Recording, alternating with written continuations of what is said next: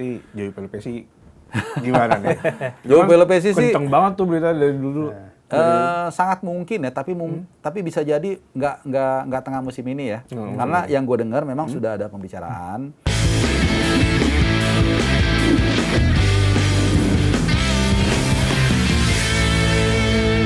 Kalau Bung Harpang lihat sosok Layvin Kurzawa gimana nih? Dengan track recordnya selama ini, pernah bawa PSG 5 kali juara Liga Prancis, terus juga bawa PSG ke final Liga Champions tahun 2020. Kalau Bung Harpang melihat Layvin Kurzawa ini seperti apa?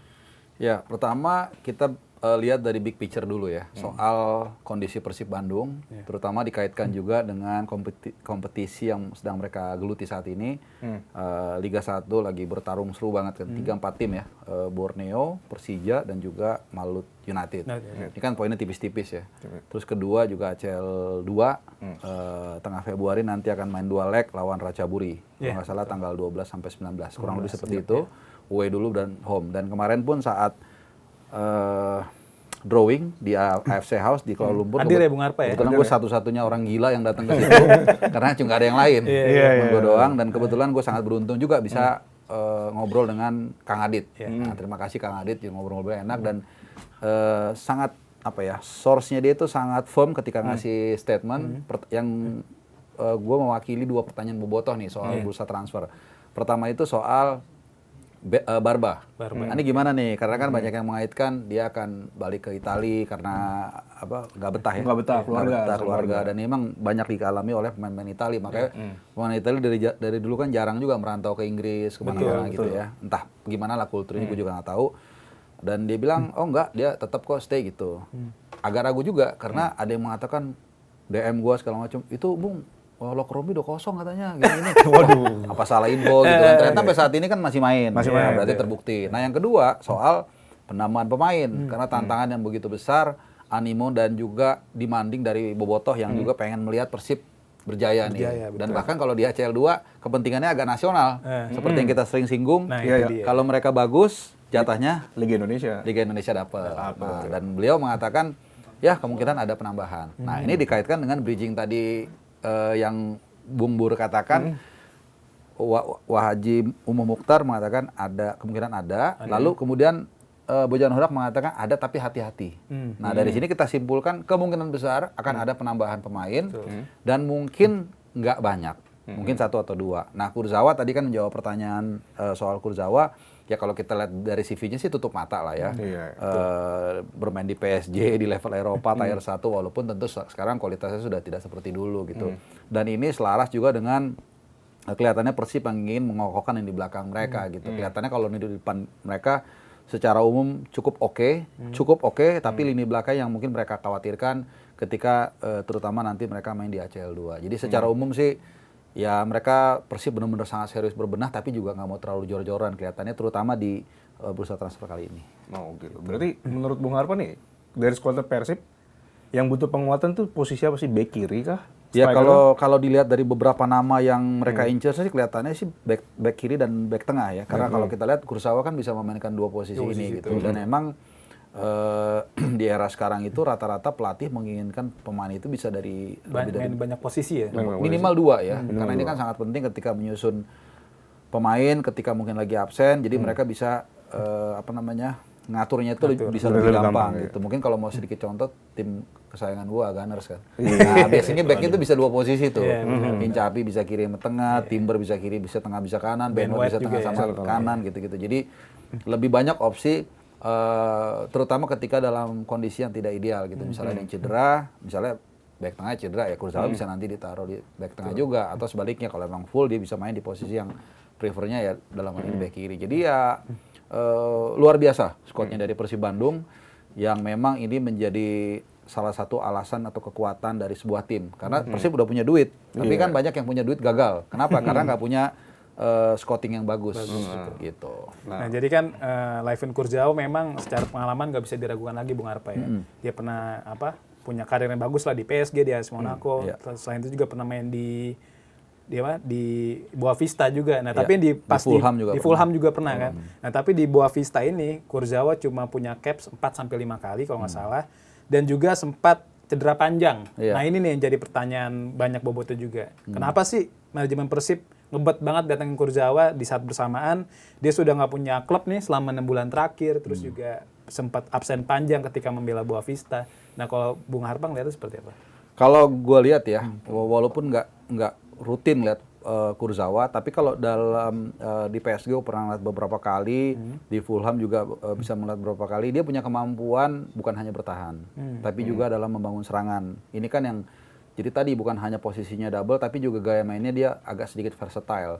Jadi apalagi di era sekarang ya, pemain itu bahkan jangankan outfielder, tapi kipernya sekalipun kadang-kadang dituntut untuk bisa jadi libero kan, bisa build up serangan dan lain-lain. Jadi gua rasa sih ini yang dilihat. Tapi memang ya plus minus ya. Mungkin ada kita nggak tahu ya, squad pasti pemain itu kan nggak cuma satu yang dibidik kan, mungkin ada 20 kali. Tapi dikerucutkan karena mungkin ini agak mahal. Ini oke, tapi kurang speknya terlalu rendah. Nah, sampai akhirnya mengkerucut ke 3 4 5 nama, salah satunya Kurzawa. Jadi mereka pasti sudah mempertimbangkan masak-masak plus minusnya, dan lagi-lagi dikaitkan dengan budget juga kan. Jadi kalau kita mau mungkin kita bisa datengin Nuno Mendes kalau bisa kan. Tapi kan duitnya berapa dan dia mau nggak? Nah gitu. Jadi kembali lagi soal itu, dan kedua kalau soal cedera ya ini urusan medis ya kan. Apakah oke, mungkin dia nggak diproyeksikan untuk 1 musim bisa aja. Karena ini hanya tinggal untuk sprint dia di last etape aja kan untuk Liga 1 dan juga ACL 2 kita nggak tahu. Jadi tapi gue yakin banget manajemen Persib yang selama ini sudah membuktikan cukup baik dalam memburu pemain, baik lokal, baik dari internal dari kompetisi internal mereka maupun juga dari luar, ini cukup bagus. Jadi ya kita lihat aja. Tapi emang balik lagi kelihatannya tidak terlalu banyak pemain yang akan masuk di bursa transfer yang tengah ini. Tapi kan memang beberapa hari lalu juga sempat Kang Adit tuh di Potisi PT PBB membocorkan cara dia mendekati seorang pemain. Jadi kalau dulu tuh Persib Bandung ditawari seorang agen nih, dia nanti dikasih nih, gue punya pemain nih, agen bilang ke Persib gitu, A, B, C, D, nanti Persib yang milih nih siapa yang cocok. Nah kalau sekarang Persib mulai mengubah pendekatannya, mereka tuh manajemen sekarang lebih ke tanya dulu ke Bojan, butuh pemain seperti apa, atributnya seperti apa. Misal dia butuh pemain yang tinggi, yang kuat di heading, terus juga punya kecepatan. Nah nanti biasa itu manajemen Persib memiliki kayak sebuah engine scouting gitu lah. Nanti dia memasukkan beberapa atribut yang dibutuhkan Bojan Hodak. Misal kita butuh dari liga, misal pemain asing yang di Liga Malaysia, Liga Irak atau Liga Spanyol, itu dimasukin di situ, datanya keluar pun kemudian nanti ada nih, misal ada berapa puluh pemain, nanti diseleksi lagi, kemudian akhirnya ketemulah 5-10 pemain, barulah konsultasikan dengan Bojan Hodak, nih kita udah punya daftar pemain yang lo butuhin. Setelah itu barulah akhirnya Bojan Hodak mutusin, ya gue butuh ini. Nah akhirnya manajemen lah yang mendekati si agen pemain itu. Kalau misalnya cocok, akhirnya pemain itu gabung Persib Bandung. Nah kalau Bung Harpang lihat pola pendekatan transfer yang dilakukan oleh Persib Bandung seperti itu, nah ini udah bagus belum sih Bung Harpang? Ya jelas pasti bagus ya. Jadi analoginya gini, kayak kita mau bangun rumah seperti apa nih? Kita ngomong ke mandornya, tanya apa yang dibutuhkan misalnya. Saya bangun rumah kuat. Berarti kalau mau bangun rumah seperti ini, industrial, kita butuh besi yang begini. Ya kita cari. Bukan sebaliknya, agen ataupun tukang bangunan menentukan. Ini pakai yang ini aja, padahal kita nggak butuh itu. Jadi itu yang benar. Dan kenapa itu bisa dilakukan Persib menurut gua? Karena Persib punya daya tawar. Persib punya market yang besar, Persib punya sejarah dan lain-lain, sehingga akhirnya bukan agen yang harus datang ke sana, tapi justru mereka yang datang, mereka yang gue butuhnya sini, ya udah ini yang gue beli. Jadi bukan agen yang berkepentingan untuk datang ke agen, nunggu aja di sana. Kalau Persib datang, ya udah tinggal deal. Nah soal mekanisme itu, ya memang seperti itulah yang seyogyanya hari ini harus dilakukan. Sebenarnya ini sudah dilakukan dulu, tapi otodidak menurut gue ya, seperti Alex Ferguson, gue yakin banget itu. Mungkin dia belum terlalu tahun 90-an awal dia ngelatih, atau 80-an akhir kan? 80-90. Nah 80-90 kan, gue rasa tuh belum ada komputer aja kita belum ada dulu ya. Jangan bilang AI atau yang gitu-gitu kan. Pasti dia hasil pengalaman otodidak dia, akhirnya dia bisa ngeliat pemain, kan jarang gagal kan. Paling mungkin Erik Jemba yang gagal. Jemba. Iya, Jemba. Sisanya hampir semuanya berhasil. Kenapa? Ya karena dia otodidak. Tapi sekarang kan kita nggak bisa lagi punya pelatih yang 10 tahun, 20 tahun ngelatih, setelah itu dia jago dalam memburu pemain. Tapi kita harus berbasiskan sistem. Saat offer tadi, gue dengan Mas Bur sempat ngobrol juga. Contohnya itu Brighton and Hove Albion. Dia punya satu sistem yang sangat luar biasa. Pemain can come and go, tapi Brighton stays sekarang stabil di Premier League. Kenapa? Karena mereka punya sistem squad yang luar biasa. Mereka jual McAllister, mereka jual Caicedo, mereka jual Estupiñán, mereka jual Cucurella, and whoever lah yang mereka jual. Sekarang mereka tetap ada di sana, pelatihnya silih berganti, nggak ada bermasalah. Kenapa? Karena sistem mereka punya. Jadi ini sebenarnya sesuatu yang sudah dulu dilakukan oleh pelatih-pelatih zaman dulu, tapi sekarang dikejawantakan dalam sebuah sistem. Jadi siapapun nanti operatornya datang, siapapun pelatihnya datang, mereka sudah punya sistem itu jalan terus. Dan ini yang kelihatannya coba dilakukan oleh Persib Bandung. Mungkin tidak secanggih Brighton, tapi I believe they are going there gitu. Jadi luar biasa karena dalam sepak bola banyak klub yang punya duit banyak. Tapi gagal juara. Kenapa? Ya karena mereka nggak punya sistem pembelian pemain. Gagal. Dulu PSG beli Sergio Ramos, beli Messi, terus beli Neymar, Mbappe. Ya lihat hasilnya. Justru begitu mereka scoutingnya lebih rapi, nama-nama yang nggak terkenal masuk ke mereka, malah juara mereka. Treble malah. Treble malah. Gitu. Jadi gitulah sepak bola memang dibangun nggak dengan satu aspek aja. Bukan mau datengin pelatih hebat sekalipun, kalau dia nggak punya scouting yang bagus, dia nggak punya basis massa yang besar, dia nggak punya environment yang bagus, itu susah juara juga. Jadi ini yang kelihatannya coba dilakukan Persib. Gitu. Berarti Joey Pelopessi gimana nih? Joey Pelopessi sih kenceng banget tuh berita dari dulu. Sangat mungkin ya, tapi bisa jadi nggak tengah musim ini ya. Karena yang gue dengar memang sudah ada pembicaraan. Tapi mungkin ada beberapa pertimbangan, dan kebetulan kalau kita lihat minute play-nya di Lommel juga kemarin dia cukup oke. Kemarin main terus, lumayan golin malah, golin terus, sering golin. Kontribusi. Gue lupa ingat detailnya seperti apa. Tapi for example, pertandingan terakhir Lommel aja mereka menang kan. Itu Joe Pelopessi main starter lah, entah full atau enggak dia main starter gitu. Jadi mungkin dia bingung-bingung juga karena tapi dia terima tawaran Persib juga masuk akal ya, karena gue yakin banget ya menurut feeling gue tawarannya lebih gede di Persib. Nah, umur dia udah 32, ya kalau kita tempatkan di posisi dia why not kan? Gaji gede, udah umur segitu, apalagi udah kontak-kontak Mark Locke kan. Gue udah punya villa nih tinggal.